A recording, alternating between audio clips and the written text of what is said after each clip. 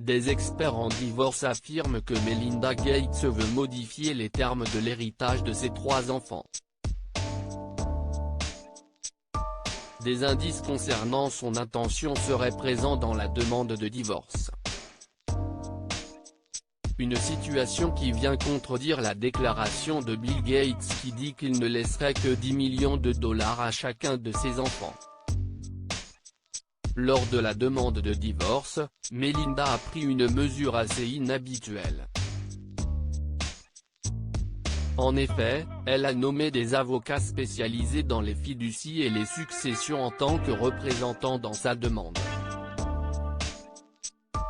Melinda a des avocats bien connus spécialisés dans le droit des fiducies et des successions impliqués dans l'affaire, soulignent Harriet Newman Cohen et Martha Cohen-Stein, avocates spécialisées dans les divorces.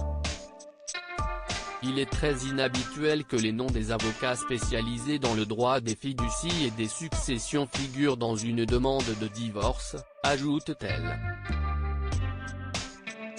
Des plans qui divergent avec ceux de Bill Gates. Lors d'une interview à page 6, le duo Harriet Newman Cohen et Martha Cohen-Stein confie que les plans de Melinda peuvent aller à l'encontre de celui de Bill.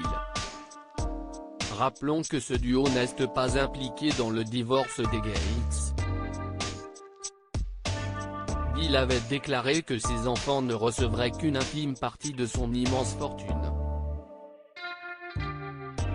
Je pense vraiment que laisser des sommes d'argent considérables à ses enfants n'est pas une faveur pour eux, avait-il confié avant d'ajouter certaines personnes ne sont pas d'accord avec cela, mais Melinda et moi nous sentons bien à ce sujet. Bill Gates a fièrement annoncé au monde qu'il laissait 10 millions de dollars à chacun de ses 3 enfants, et que le reste des milliards sera laissé à la charité.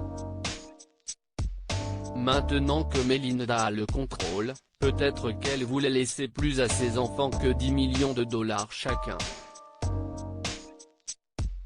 Peut-être n'était-elle pas d'accord, confie Newman Cohen sur le sujet. Elle ajoute également que vu la somme laissée aux enfants, cela équivaudrait à les déshériter.